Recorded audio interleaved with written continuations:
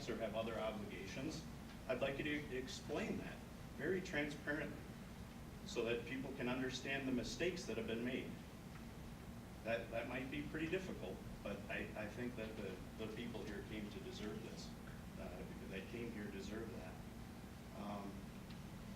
So the final thing I'd like to say is I'd like to propose a motion to the board that rather just voting next week, or I think it's in 2 weeks, to approve this motion to cut all these budgeted programs, that you put a second option in front of the board to vote to just simply follow the budget and cut the unbudgeted expenses out of your accounting system.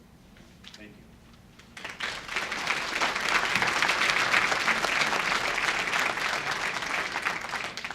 Thanks, Mark. Davin, I can't read your last name very well. It's Davin. Sorry. That's all right. Duran. Oh, okay. My name is Davin Duran. I live in Center City. I've kind of transplanted my roots from the cities up here 14 years ago. It's a great community. I'm proud of it. And if I could, I'd love to have Bob finish. Because Bob really hit it right on the head, what this community is concerned about. And I think this board could do a better job of bringing in some outside help to learn your financials a little bit better. I think we manage our household a little better than what the board is showing. That's all I have to say.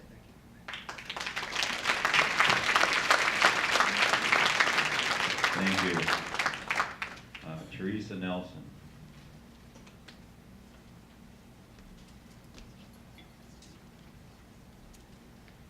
Hi, my name is Teresa Nelson. I am a Spanish teacher at the high school, and I live in Forest Lake. My children attend Forest Lake. If they did not have ties to their friends, I definitely would have transferred them to Chisago because I believe in this district. I think we have excellent teachers that are, and we have a very good vision that we have held to. But I'm afraid that with these cuts, that we're taking a direction that will really hurt the integrity of our program. I've heard it said that we are one district, not just different sites, that we are all in this together. One of the solutions, I've been trying to just rack my brain about creative solutions, because we can all come here and complain about the job that has been done and the deficit that has been created, but if we don't have solutions, there's nothing that we can, at the end of the day, that's it. So some of the creative solutions that I've tried to come up with, one, if we're all in this together, then admin and teachers and any other salaried employees in the district, I would recommend that we donate a day of pay. Whatever that would come out to, I don't really know. Don't throw rotten tomatoes at me, please. Think about it. If a friend is in need and comes to me and says, hey, I need a few $100s or whatever, I'm gonna do what I can to help out, okay? Now I realize that that is not going to come up to $2 million.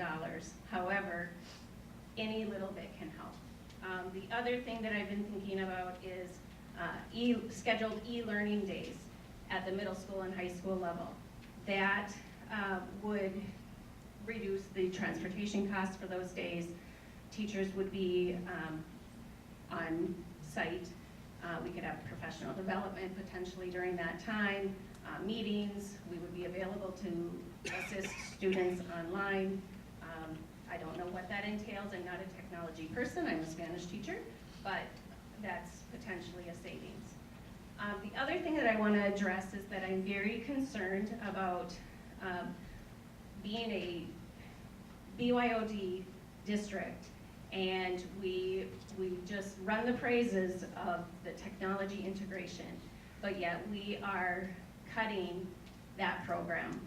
And that's where I really believe we're going to hurt ourselves, and the integrity of our program.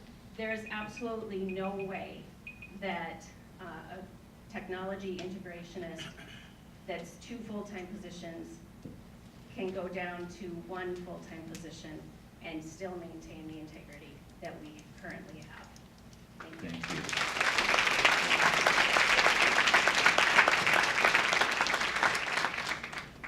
Thank you, Teresa. Last here is Gina, last person that signed up is Gina Sarasic.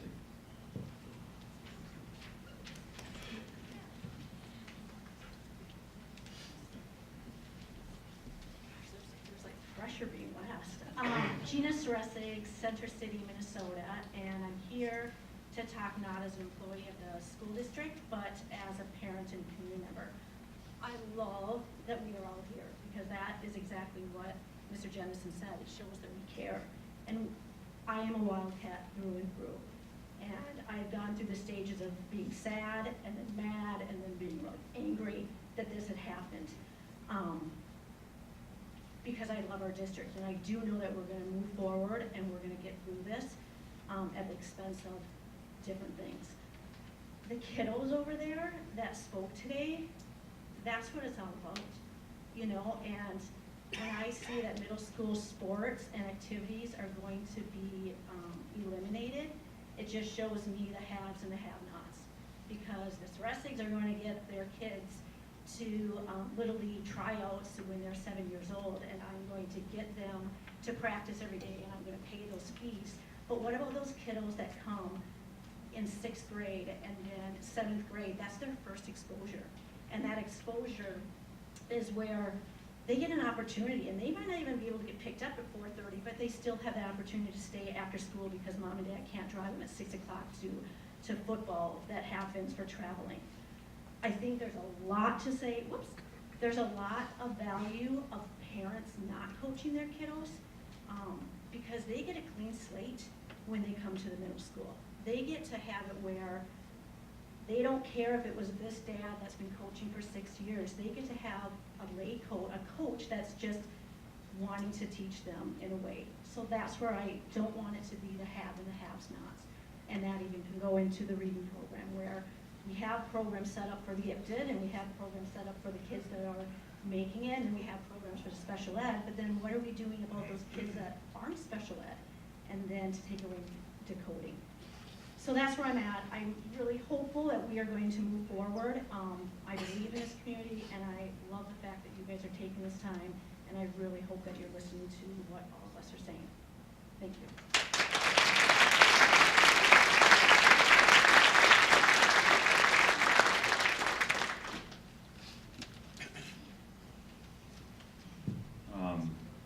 Well, that's essentially what we did, is we asked people to sign up to speak. And we're as a school board, we're faced with some tough decisions here, and I want to thank everyone for being here. I used to be a teacher here. I got hired in 1986, and I worked for 2 years. I actually worked in this building, and my job was cut in a round of budget cuts back in 1988. I don't know how many of you were around here. Obviously, the Ortons were, and so Brenda was. I actually taught Brenda. But anyway, I've been on the school board since then because we were having a difficult time as teachers negotiating our contract, and the teachers asked me to run to be a school board candidate, and it was the end of my tenure as a teacher. I was laid off, and I said, sure, why not? I mean, I didn't know. I mean, it's not about me, but the point is, I've gone through this, and I personally experienced it. And being on the board, I know we've worked through some other budget cuts, and it's not a fun thing to do. And I know that we've been listening to everyone, and I want to echo what Gina said. Really appreciate these young kids and what they shared. That's really why we are here. we're gonna have a short discussion. This is not a business meeting. We're not gonna be we're not answering questions. Many, many good points were brought up. And I'm not sure exactly how, as a board, we will answer everything, but we do have to bring this budget somewhat, our expenses and our revenue into balance. And this is a real difficult time for many, many school districts doing the same thing. So it's just what's happening. So I'm hoping that we will have another meeting to think about things and discuss things before we have the final meeting. Because what we do here is we have open meetings. Our meetings are open to everyone. And not many people show up for most meetings because there's just nothing that's that important at those generally. But this is an important thing, and I'm really glad, and everyone here that's on the board, as well as our administrative team and lots of teachers here, we're just thankful that you came. So, I'm not sure, let me just see if there's anything else that I need to consider before we move on. Just a reminder, a video of the meeting will be posted. And if you have any questions, anything, ask, call, email, and we'll try to answer them to the best of our ability, so. Is there a chance we could hear Bob out? I mean, I'm willing to sacrifice more of my time, and I think everybody else is too. Yeah, if it's an open meeting, we can at least be able to hear him, like, clarify some of the problems. Let's hear him out. He's identified some problems, and let's let him explain Well- out and hear it out. It's an open meeting, and it's about us and our children's future. Right. Well, look, here's the thing. Bob has presented to us 2 pages of his information. We put the format down. Why don't we're gonna look at what Bob brought, and Bob is very welcome. We're not trying to hide anything, but I just would like to stay in the format that everyone else lived with, okay?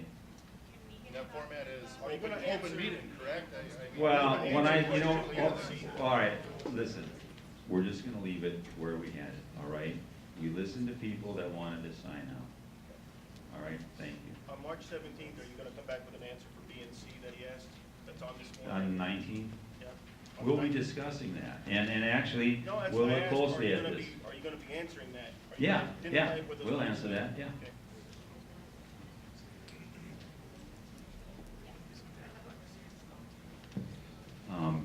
As long as I've got the mic in my hand,